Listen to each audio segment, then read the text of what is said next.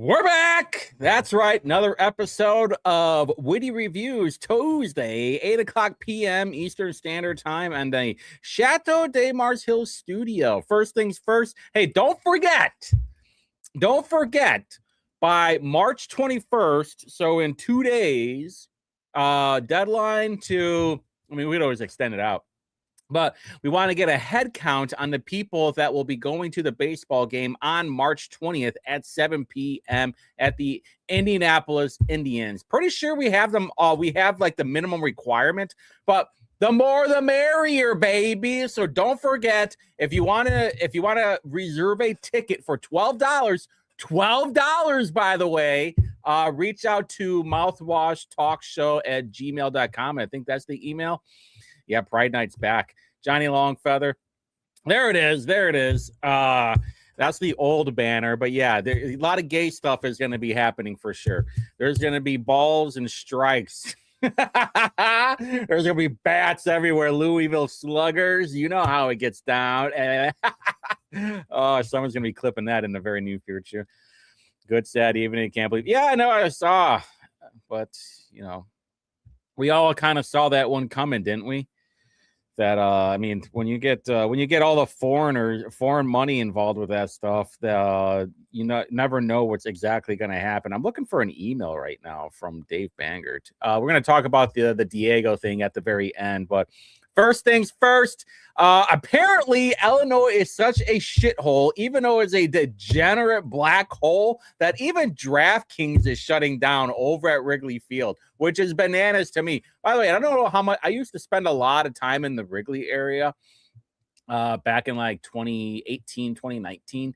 And so DraftKings opened up a debaucherous gambling area over there. And apparently they were saying we're out of here. And they said DraftKings has made a decision to discontinue on-site sportsbook operations at DraftKings Sportsbook at Wrigley Field following a review of our retail presence in Illinois. The venue itself will remain open, but in-person sports gambling will no longer be offered at the location, which is really interesting because Lucas Oil, I forgot which one Lucas Oil has.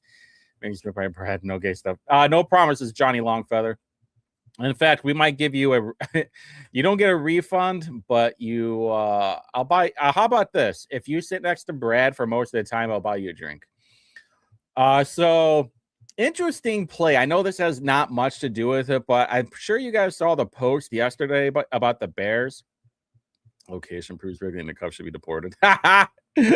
Well, you know what? You know who saw? Hey, Brad, you know who I heard is a terrible team is the Chicago White Sox. I hear they're coming to Indiana after the Bears come over there to Hammond, which, oh my God, it pisses me off so bad that it's coming to Hammond. By the way, I know so many people that are like, yeah, they're coming to Indiana. It's like, my problem is, yeah, total gay night.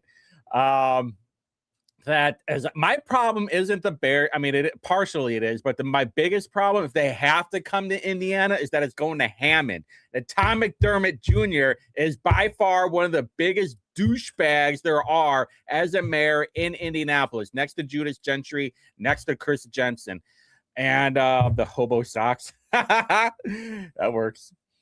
And I just don't like the fact that it's going to McDermott. That guy's been a mayor for 20 plus years.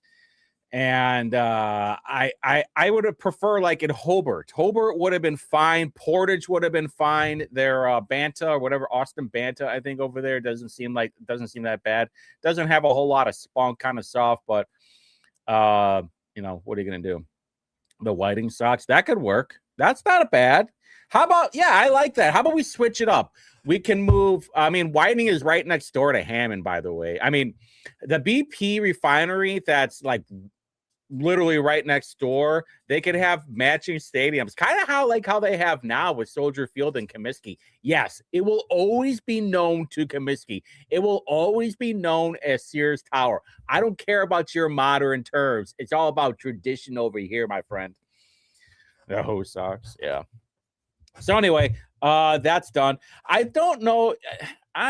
With online gambling, I never really saw a point in on-site gambling. It was kind of more for fun like, hey, I got some cash. I don't want to have to go through the app. Here's some money kind of deal. And plus, like, I do 25-cent bets. Okay.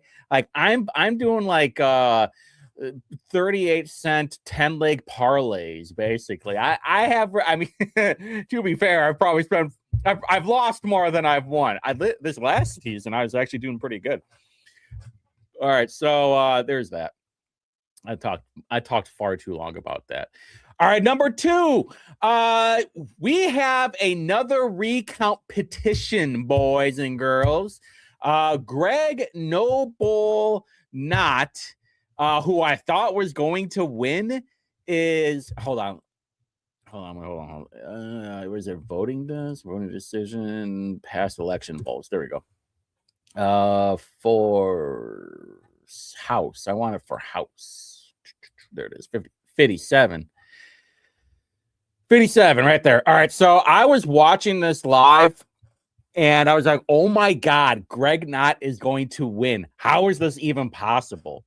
And then all of a sudden, like a Biden vote drop happened. Greg Bennett all of a sudden shot up out of nowhere, by the way, and then got like, I think the split was only 78 votes, which goes to tell you, if anything, if there is anything to learn from this year's primary, it is that literally every vote counts. I have never, in the very short time that I've been following elections, where this has been this close on multiple elections between Copenhagen and Derry, between Vote and what's her name, Liz Brown, and then now Greg Bennett or the Knott and Bennett one, and then there's also multiple other candidacy filings that I hear are happening around. Not that I actually care about, because I only care about these because they are in my purview. And obviously, State Senate is a massive one with Liz Brown and Darren Vogt, and the Copenhagen Dairy one is even more interesting. And that one's going to be the one we're going to focus on. But someone asked too about like, why is Tina Turner in there? I think that's just procedure. I think they have to be in there. I don't think it's like, hey, I'm going to give you a lawsuit. I think they're just involved. The ball game. All right, Tina Turner's going to the ball game. Let's go, boys and girls. Tina is a very nice lady, by the way. She got in 3rd place. All right, cool. I thought she got in 4th place. Man, I was actually starting to worry there for a little bit. Wait a minute, hold on. I thought in this one it showed different. There it is. That's what I'm looking for. Yeah, Turner got 9. Okay, so on here it shows 904, 924. But on Ballotpedia, it shows, okay, so this must have been the certified vote. I don't know, whatever. I'm going to go with Ballotpedia right now, 904, 882. According to this, it is a split of 78 votes. That's what I'm going with. Anyway, all right, let's move on into the other 2 ones that had Darren Vogt, who ran against Liz Brown in the primary. Now, this was highly contested because of 2 reasons. Why? Because of the endorsements. Darren Vogt was endorsed by Todd Rokita and Jim Banks. Liz Brown was endorsed not by just Trump, but also Mike Braun. Now, everybody is saying is like the reason why Liz Brown got endorsed by Trump was because of the redistricting. Well, yeah. All right. Well, let's not even beat around the Brown. Okay. Let's not fuzzy off the bush here. We know, including like Ron Elting, who is the most liberal Republican there is. He got an endorsement from Trump as well. Why? Because the redistricting. So, and then Mike, the most surprising one was Mike Braun, that endorsed Liz Brown as well. Very weird stuff, honestly. I don't quite understand it. But anyway, Darren Vogt, he is filing a petition for a recount. Here's the deal, though. And I've been doing a little bit of research on Samantha Wester was on Kendall's show yesterday, even though it was pre-recorded. And there's some decent election procedure information on that. But from what I have gathered, you don't have to do a recount on the entire election. You can pick your precincts. And I'm going to point out on the Copenhagen one here in a second. And what's interesting about that, I don't know how much money it's going to cost. I've talked to a few people And they said it could be any way. So I'm glad you asked, Gary, because DeWester actually answered that question. And I know Copenhagen has put down $1,000. Could DeWester lost too? Okay, so the DeWester pointed out that the candidate has to pay for the recount. Now, it is a massive range on it. I talked to somebody like 2 weeks ago, like a day after the primary, and they said it depends on like where you want the recounts to be. So, for example, the guy who ran against Greg Stewart, not Sid, but back in 24, he asked for a recount, even though like he lost by a large margin, and he ended up paying like $500 because it wasn't the entire area. He was only focused on a few precincts, so $500. But then I have heard where it goes all the way up to $10,000, which is a massive amount of money. So it all depends. However, to answer your question, the candidate is paying for a lot of it. I think because it's in the purview of the election board, like and it's publicly funded. I don't know how much they get paid though. That's the other thing too. Like I know they get money. I don't know if it's like $50 a day or however long it is, but who knows? I know for sure Copenhagen said that she put down $1,000. So Vote has not officially said how much he is putting down. We'll see. We don't even know if he's wanting everything challenged or if he's only focused on like a certain county, a certain amount of precincts. Who could say?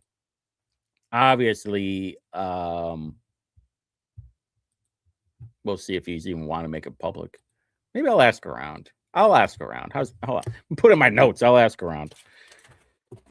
Hold on real quick. Ask about Vote. Okay. All right. So moving on. Boy, I'm going to be really early with the show. This is going to be a quick show. Well, I actually wanted to show I checked Ballotpedia. This is actually what I wanted to do. There we go. I want to show you guys the vote difference. It was less than 20 votes for the Brown and Vote one. And I know like I didn't trust Vote Decision Desk. However, they already have confirmed it's like less than 20 votes. Well, I think I posted the picture of it last week and it was like 18 votes, something like that, 15 votes, whatever it was. So yeah, I mean, it's pretty damn close. It's all of Allen County. So fascinating, but they don't break it down by precinct. It's not certified either. Oh, by the way, the Marion County votes have been certified. So for everybody that is going to be running for office, you guys will need to start looking through the data and figuring out which areas we want to hit for door knocking. Just to let you know. All right, moving on to the big one, the Copenhagen and Deary one. Why? Because it's only like 3 vote difference. Let's look at it real quick. I was watching this live. Now, this is not updated, by the way, with what they already counted. This is basically like May 19th. Oh, they're saying it's 5:45, but whatever. Today, whatever. I'm not trusting all of it because they said 3 votes, but it shows 4 here. Whatever. Which goes to show you, every vote does count. Now, what's interesting on this one, she points out that she is going to be petitioning on, I think she said it was 14 votes, if I remember. Hold on, where's it at? It's about transparency, ensuring the vote. We have carefully reviewing the unavailable. We have obtained documented evidence of illegal voting by unqualified voters in the Senate District 23 Republican primary. We are formally pursuing a recount to ensure votes were properly counted. Blah blah blah. Now, that's the email that I was looking for was from Dave Bangart, and he's the Fort Wayne guy basically. And I was trying to find the email where he actually talked about it. Oh, let me Twitter him real quick because he had some pretty good information. He talked about it too in one of his where the fuck is it? Bangard. It is David Bang. Oh, there it is. Yeah. I think here it is. He actually had a pretty good article. Oh, let me sign in. 1 second. Oh, it won't let me sign in. I thought I was already signed in. Hold on.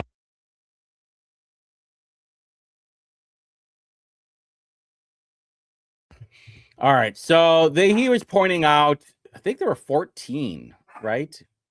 Filing outlines. Oh, yeah. Filing outlines, social media posts, and comments and news reports, including based in Lafayette, by 14 voters who asked for a Republican ballot, presumably to vote in a race that centered on Derry's opposition to a White House, blah, blah, blah. Now, I went to go click on this, and okay, so hold on. Let me just subscribe and email the link. Let me just do this real quick. Hold on. You guys aren't doing anything anyway, right? What are you guys doing right now? Nothing. Of course you want to see me verify myself.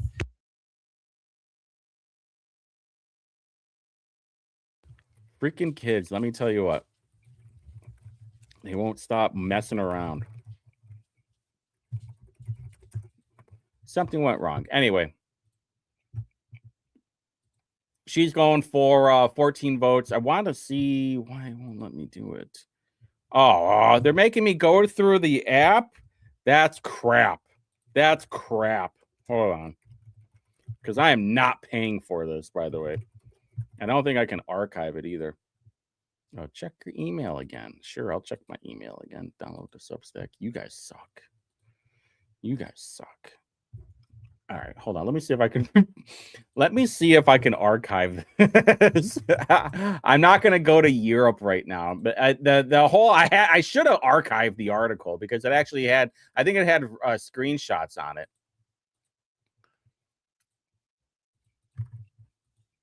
Because I remember seeing them. I was like, oh yeah, that's very obvious of what was going on. And I probably should have had it ready, but oh well. You know what's really funny? Here, let me show you guys something that's really funny. Every time they show a Copenhagen picture, guess who's in the back? Because I was at that event. Oh man, it's so funny. They're very nice people. And by the way, guess who's right there? Scott Pressler. Oh man, I'm so funny. Anyway, that's still loading. All right, so what's happening is that you had I'll just give you the gist of it. 14 voters, they're saying that crossed over into the Republican side as they were Democrats because they wanted to make sure that because they did not want Paula on there. They didn't want the MAGA person on there. They didn't want the pro-redistricting. Listen, I'm a boomer and I need to have my slop. All right. I want to have H-1B third worlders here to deliver my Uber Eats and pump my gas. I'm a boomer. I'm a childless Catwoman that only wants to have third worlders in here to rape all the Republican women. That's basically the people that were voting with Derry.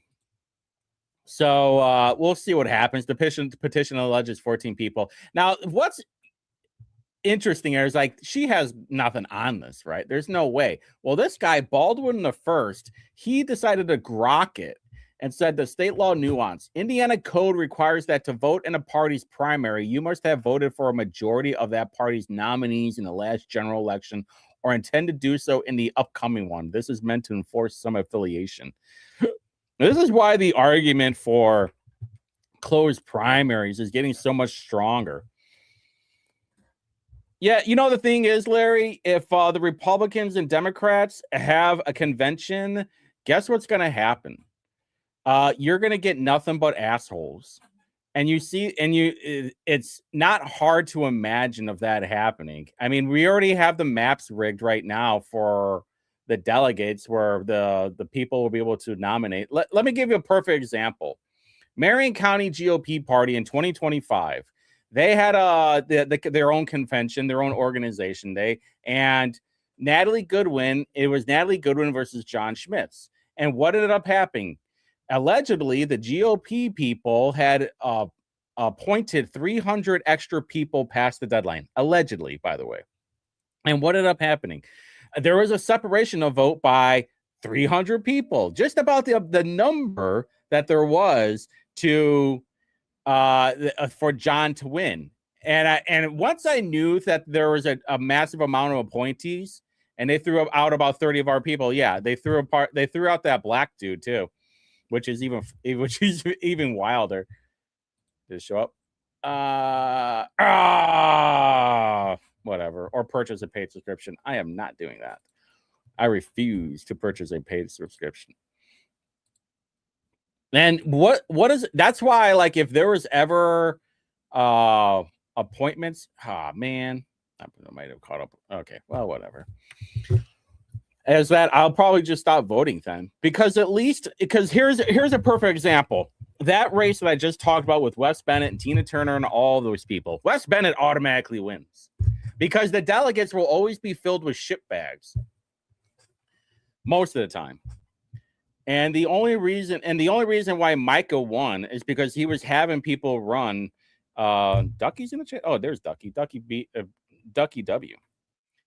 And the problem is that at the versus of the Libertarian Party is that nobody's really involved with the Libertarian Party, where compared to Democrats and Republicans being the two primaries, because in a primary you have everybody voting. The reason with here's the thing about closed primaries, and I'll make this argument, is that when things are publicly funded, they must have tighter rules. Like I would be saying, if we are going to have a referendum, then the superintendent is going to have down a locked salary the entire time of that referendum. Look at Alessia Johnson in IPS right now. She started her career as superintendent in 2019, making $219,000. They got a referendum. Her pay step kept going up. Right now, going into this year, she is making $298,000. I mean, does that not make sense? Yeah, exactly, Brad. That's my point. Both sides will have shitbags. That's my point. That's why the convention doesn't work. The convention only works if there is a massive amount of money to pay to get in there. But then you're going to increase the amount of shitbags in there because the regular people won't have $500 to spend on it.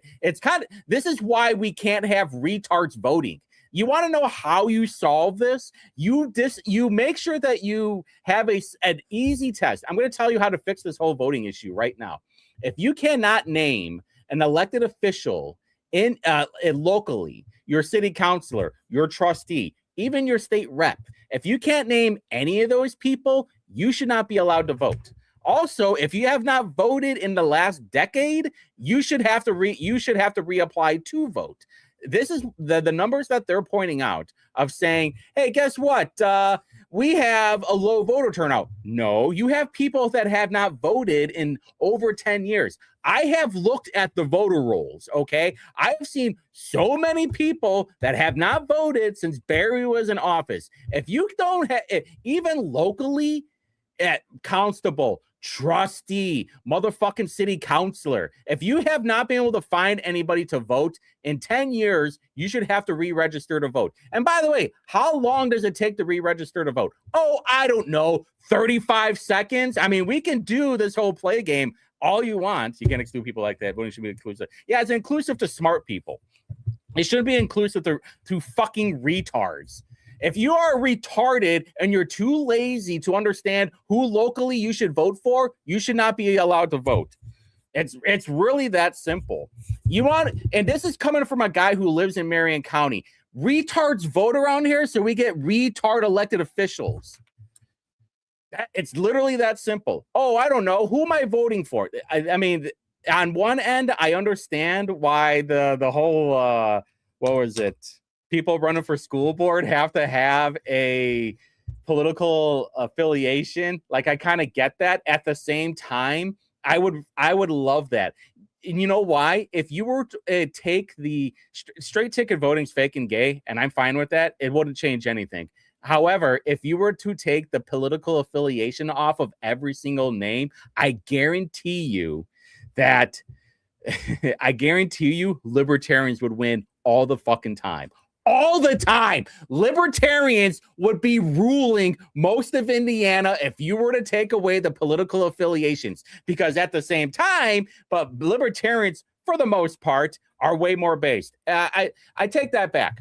I take that back. Not all libertarians are based. Libertarians, especially the ruler in Marion County, are based. Those that voted for yours truly in the Marion County Organization Day are based.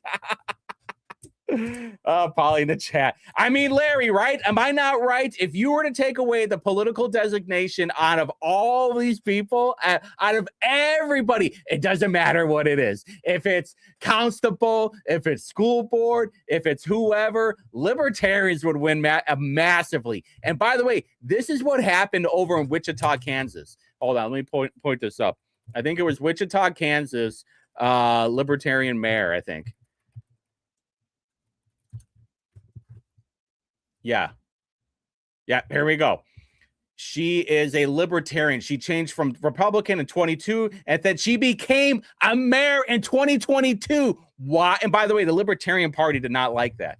They kind of like halfway disavowed her. But this is what happens when you don't have political affiliations on the ticket, is that libertarians would win way more often, because for the most part, libertarians have way more based policies. Hey, guess what?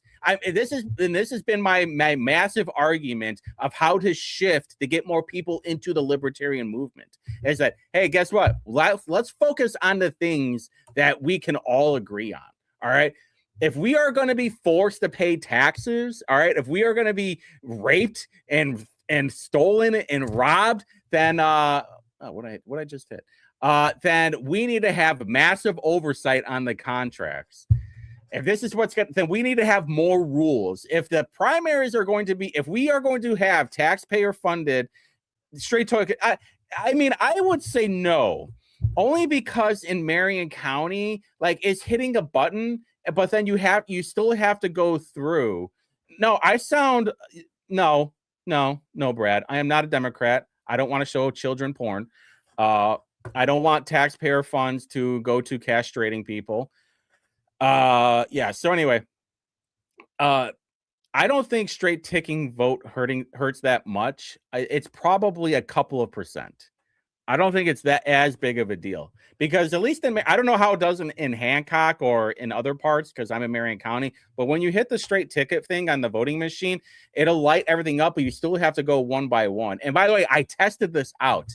The very first time that I voted in 2020, I tested it out, and I was like, oh, I'm just going to hit straight ticket. And but I was voting for Rainwater. So when I voted for Rainwater, they were like, hey, you're not going to have straight ticket anymore. I'm like, all right, I don't give a damn. Boom, there we go. And by the way, I voted for a Democrat in 2024, okay? I voted for my ward because she's based, okay, as a Democrat. Definitely a blue, a blue dog Democrat anyway. Very involved with the community. You guys should have went out and did the trash cleanup. I was the only libertarian there. I invited all of you guys. Just remembered all that. That's also another policy that people, at least in the libertarian movement, need to do. They need to do more trash cleanups, get more involved with the local area, like yours truly. So here, perfect example of what I was saying.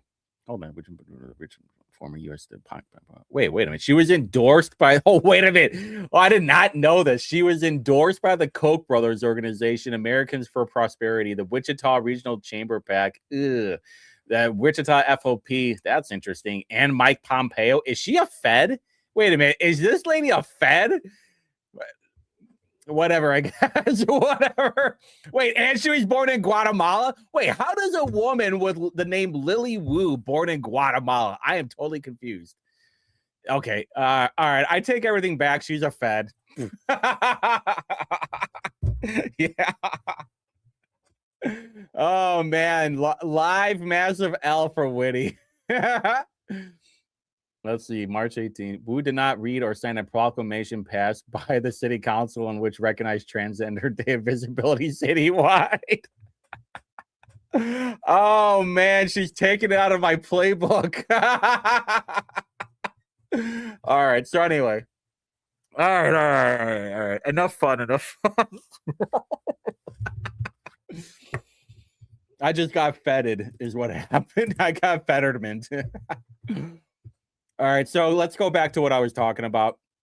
we're going to see what happens with Copenhagen. I think this is going to be fascinating because now you're basically going to be saying, well, because you literally posted that you switched over, but also I'm on the side of like, so fucking what? Then close the primaries. That's basically what it is. And by the way, I wasn't always a closed primary guy because I live in Marion County, the left armpit of Indiana, and I know no Republican would ever win, at least in my area, because we have too many retards that vote, like I said. And the best thing that you can do in Marion County is run as a Democrat and play spoilmaker. That's what Destiny did. Destiny knew that she had no chance of winning. She just wanted to make sure Hornado didn't win. I'm starting to get on the side of the tinfoil hat people that Destiny went in there as spoiler maker so Hornado would not win. And then she like sucked away all the votes, which honestly didn't even matter at the end, because even if it was just Hornado versus Carson, like Carson still beat the crap out of everybody. So no. All right, this is fascinating. Now on to the next thing. So the Democrats, the National Democrats, Red Dog in the house. Let's go, Red Dog. A fantastic guy, Red Dog, by the way. So watch for how much everybody likes to play the Spider-Man meme of pointing and everything. Tommy S, let's go. How would they know someone crossovers? That's some Big Brother shit. Well, she's pointing out social media posts of people admitting it. That's what it is. That said, is like, I'm going to vote in the Republican primary to basically play spoilmaker. Not that. And by the way, this, for all of us that talk about, hey, we need to have watermarks, we need to be able to track our votes. That's Big Brother. That's big tech. I hate to break it to you, but that means they can track everything, and then they can build their own algorithm. And then you can be on like Captain America 2, where they have all these gunships that start killing everybody. So National Democrats are getting in the Indiana game because they figured out, wow, if we and by the way, the Thomas Massey thing sets a massive precedent of saying, wow, we are going to start investing a shit ton of money into local races. People do have to tell the truth on social media. I heard that somewhere. I heard that somewhere too. I heard that Mark Zuckerberg makes you sign a contract with your blood saying that you have to admit everything that you do like a good and sweet little boy or girl. So Kayla Dwyer has this article about the Indiana House Democrats have had their sights on blah, blah, blah. And they're saying the Democratic Legislative Campaign Committee announced it's targeting 11 races in the Hoosier state. Yeah, they did not get the memo. I proudly endorse myself. That's what they should start saying. Dude, people talk so much and they just don't know. Everybody is just like, hey, you know what? I'm just going to put out there what I want to do and what I want to say. It's like, all right, how about you shouldn't? Because then now you're not getting questioned. So funny enough, there are 11. So they're basically saying we're going to start dumping a bunch of money into these races and to try and get more Democrat seats. Now, what's funny about this one is that the very first one they talk about is Ed Soliday. Ed Soliday lives in a massive red area. And what happened in 2024? Soliday defended his seat by 15 percentage points. Dude, in my state district in 97, there is what, John, basically a 10-point difference. It's 55-45. If you were to have no libertarian, it would be 55-45. So the fact that they're going to be spending a bunch of money on Ryan and Galifianakis and against Soliday that had a 15% win, doesn't make any sense to me at all.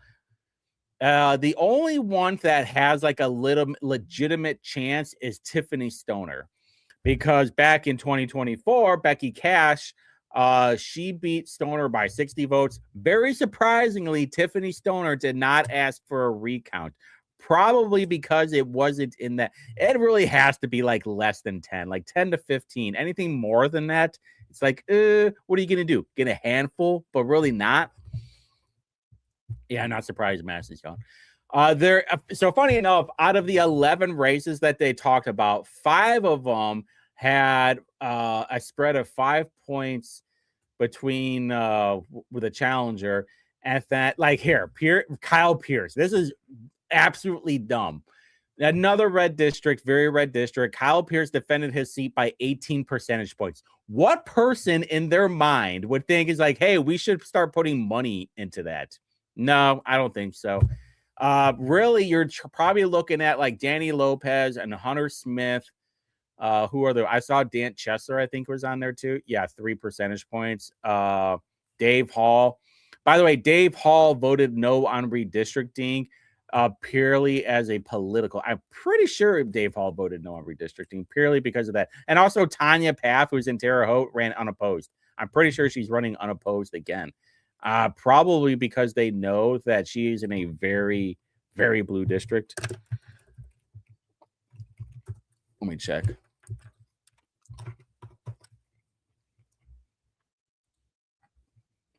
Oh, wow. She has an opponent. She's going to lose really bad, but whatever. Yeah. See, back in 22, Andrew McNeil, 58-41. Nobody in their right mind would be like, yeah, that's totally, I should totally invest in that race. 57-42. Wow. Oh, yeah. Yeah. You're talking about, you talking about a 19-point swing. Get out of here with that. Get out of here with that. Anyway, it should be interesting for sure. Like I said, I think Becky Cash Lopez is way too much of a Holcomite. He's way too much of a like a Kyle Where the Body's Walker type of guy. Total establishment douchebag. However, a lot of Democrats are not happy about this at all. They are spurging out a bit on here, and they're saying, hey, what's the criteria, huh? District 88 is absolutely flippable. And then what's this one? Anthony Oberman has a real shot at beating the incumbent. Hey, anybody helps? They're all basically saying, hey, where are my shekels are at? Hey, where's my money at, huh? Glad to see we're using Brick to supermajority message. If it works, remember to donate. Yeah, this is all about trying to get money. That's what it is. Like, well, why can't I have money? And some of these races, I tend to agree with a lot of these people. I was saying like, hey, I have a much better chance than this person. Money should go to me. Well, I'll tell you what, if you're not on your knees guzzling down the Democrat milk, then you're not going to get any money. This was what people don't understand. You have your outliers like Andrew Ireland, that is totally grassroots based, but then you have people like Ed Saladay and Steuerwald and Jim Pressel, those kinds of people that have been in the system long enough are just like, no, I'm going to get a lot of this money because you need me, because I have been so part of this machine. I'm basically the Borg now. And if I'm not part of the collective, then what will you do without me? That you cannot have any more drones. And I'm starting to see them trying to get into the next people. So like Alana Shockwire might replace Saladay. Craig Snow or Steuerwald might be replaced by Danny Lopez. They're trying to find these younger people. So in case there is a replacement, or trying to find that next beef, basically, the next cream beef, basically. And to nobody's surprise, more anti-bi propaganda / marketing / ads, call it what you will. I don't give a shit, but I love it. I absolutely love the anti-bi ads. They are my favorite because this kid is such a dope. He sounds like he's like a stoned out surfer boy every time that he talks to somebody. Whenever he's out there in the media world, it's totally, he just sounds like he shouldn't be there. He sounds like, hey guys, hey, hold on. Hey guys, listen, man, we just got to kind of get together, right? Hey, I believe in fair voting, and Diego this and Diego that. Oh, well, I'm not going to buy this. Oh no, I'm just, I've had like $50,000 to $100,000 of all these elitist scumbags, but I'm not one of them. Hey, listen, I'm getting money from them because my poppy has been with the establishment for so long, but I'm not one of those guys. Hey, I'm just a military guy, right, bros? Hey, am I right, man? Yeah. Now, all right, another elitist polo-wearing douchebag, endorsed by all the worst people. I hope Blythe Potter wins. Question has Hog said it now. No, not yet. I hope that he does, though. I hope Hogshead announces. I not only hope that Hogshead announces, but I hope he wins the primary. I know you guys are going to get so mad at me about that, but trust me, it is not going to make any sense right now, but it will. It will, I promise. All right, so Progressive Indiana Network, they make a post on Facebook saying, Hoosier Lamont brings the receipts once again. Private equity, Israel lobby, school privatizers, now dirty fossil fuel money. Why would Indiana Democrats want someone with the same donor profile as a typical Republican to represent us at the top of the ticket? Don't do it. Oh, my God, it's so good. I love it all day, every day. How can you not love this stuff? All right, so Danny Lopez. So everybody's creaming their pants right now in Hamilton County. Totally full goon hour about Fishers and Noblesville and Carmel.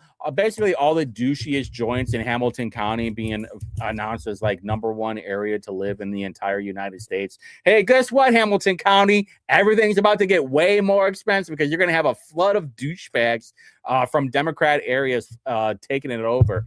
And so you're basically going to have like the north side of Indy that will be transferring over, filled with H-1Bs. You're going to have like your basically Greenwood. You know how like Greenwood used to be pretty nice, but is mainly Center Grove? That's what you're going to have in Hamilton County. You're going to have like Dirt Hamco.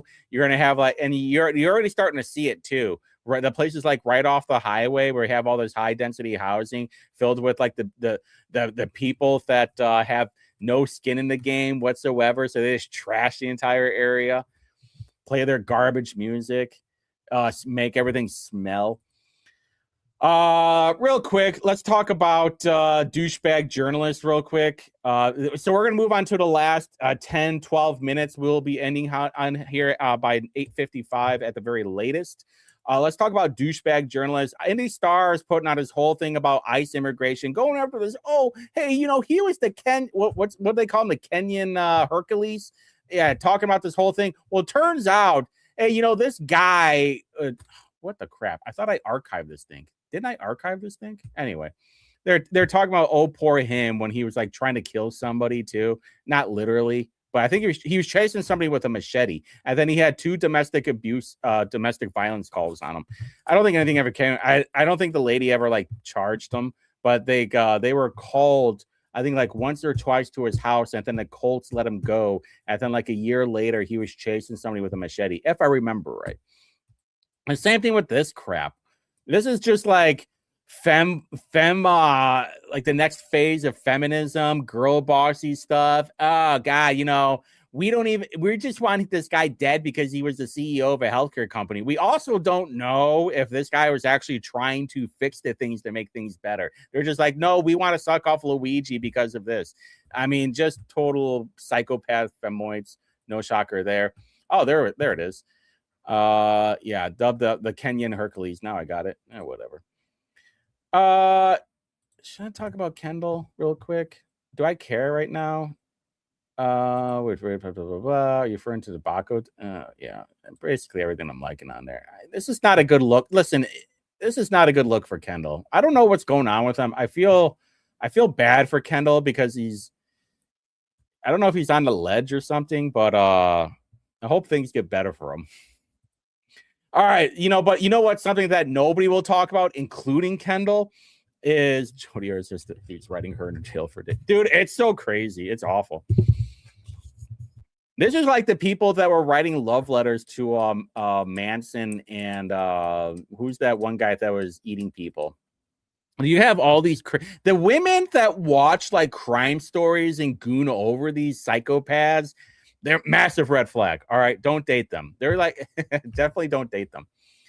All right, so one thing that Kendall and the rest of the pundits out there will never touch is that the one of the people that went on the India trip with him. I'm talking about Fabio De La Cruz. I'm talking about Fabricio Perez, Fabio Alejandro Perez, you know, the Indo-American Chamber of Commerce tweet. Why? Western Property Management. Guess who owns the property that IMPD Northwest is on? This guy, the same guy that owns multiple property, the same Argentinian nationalist, by the way, and nobody wants to talk about him. The guy who's trying to rebuild Lafayette Square Mall, the same guy that from Soho's Capital is like, oh, we're going to power all these apartments with solar power. Get the fuck out of here with that, all right? Hey, adios, amigo. We all know that's not going to happen. Get on. You just want your pilot or whatever hell that you're asking for. So the guy never did anything. Yeah, and here's the thing. Kendall won't touch it. Abdul won't touch it. Angela won't touch it. And nobody from Indie Star or Mirror Indie or any of these people. And you want to know why? Because Fabricio from Western Property Management donates a ton of money to all these people from Mirrors to, I think it's Mirrors, but to VOP and Hoxit to Rokita to Braun to Diego. I also have a really good some fat slob greasy pig was saying it's like talking about my Diego impersonation. Hey, I got a really good Johnny Wallace impersonation too. It's kind of a combination of it's a nice little chef's kiss of a clout chasing, a desperate clout chaser and a dipshit together. One day I'll play it. One day I'll do it. All right, so I'm not going to click on Abdul's the last 5-8 minutes. I'm going to talk about this article. Speaking of dipshit journalist, I have been sitting on this information for 2 weeks. And the reason why I never posted about it is because I did not have any tangible evidence of any of this stuff. This was a lot of hearsay. Half of the stuff is hearsay. All right. We know what the things that we can prove. Yes. She what I'm talking about is this Alina Kupchacek. Apparently, she was the chief of staff for Diego Morales, and all of a sudden, the word started being questioned if she was an illegal or not, if she had a work visa or not, if she had been deported or not.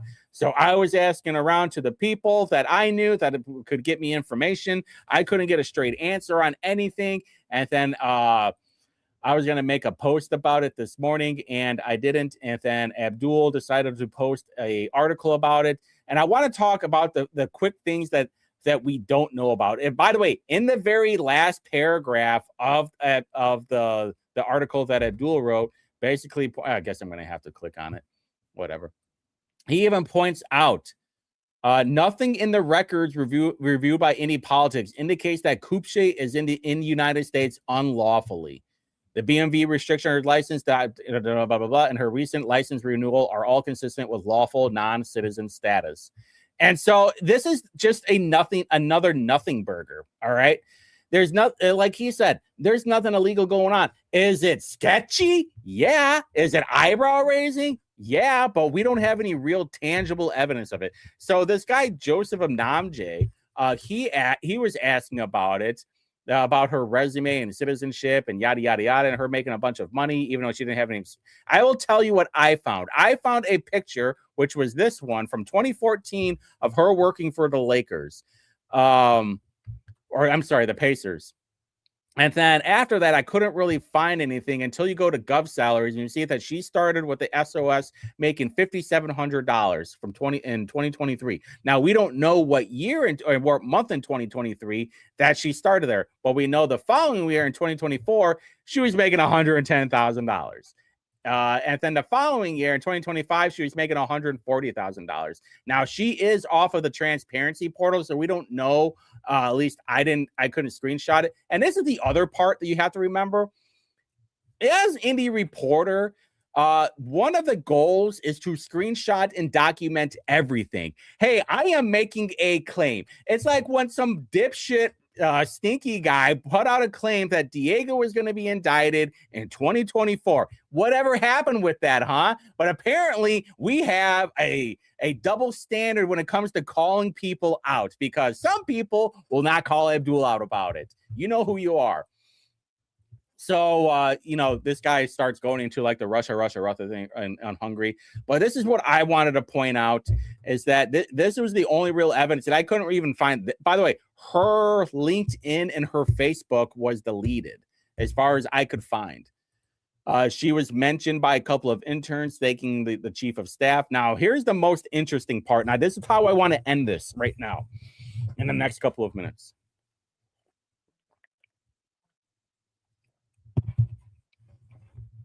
So,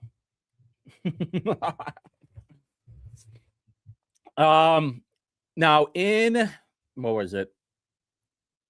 Her address had shown up on here. I mean, everybody's already posting it, so whatever.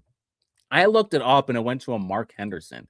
So I got to thinking, you know what? I wonder if she's married at all. It seems like she's been here for a very long time. Someone said that she's born in 87. So what does that make her, like 39 or 40, something like that?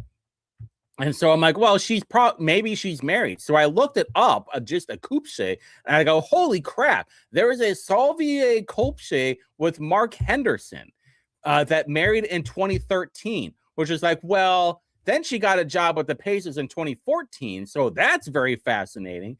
And so I just looked up Salvier couple and find out she has an elite cleaning service that since 2006. But when you look at the address for it, actually, hold on, is there another one? No, it seems like it's always been 7151 Maple Bluff Place, which is the same address, I think. Hold on. 7151 Maple Bluff Place. That it's always been there. So I'm not exactly sure, but from what it looks like, Salvier is the mom of Alina, and then Mark Henderson is the stepdad, married some Hungarian broad, and then Salvier is the stepdaughter of Mark Henderson. That's why the address goes back.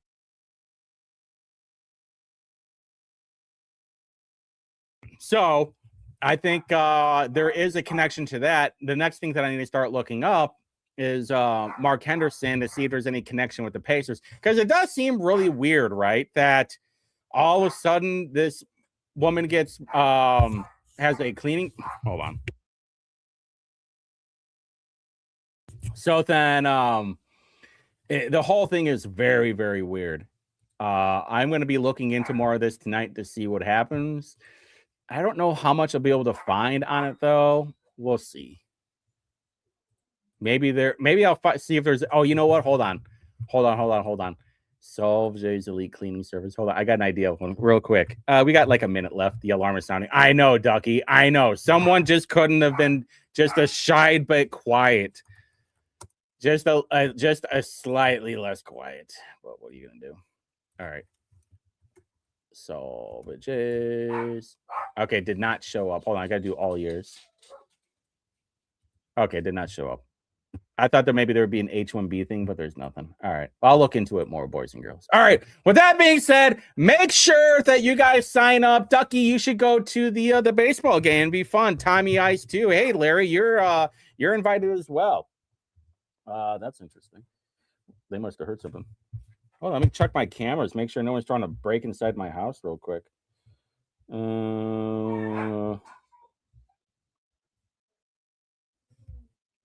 One of my cameras is down, unfortunately. No, that's weird. All right, anyway, you guys have a good night. Stay warm, stay safe, stay dry, stay cool, and be good. Love you guys. Bye.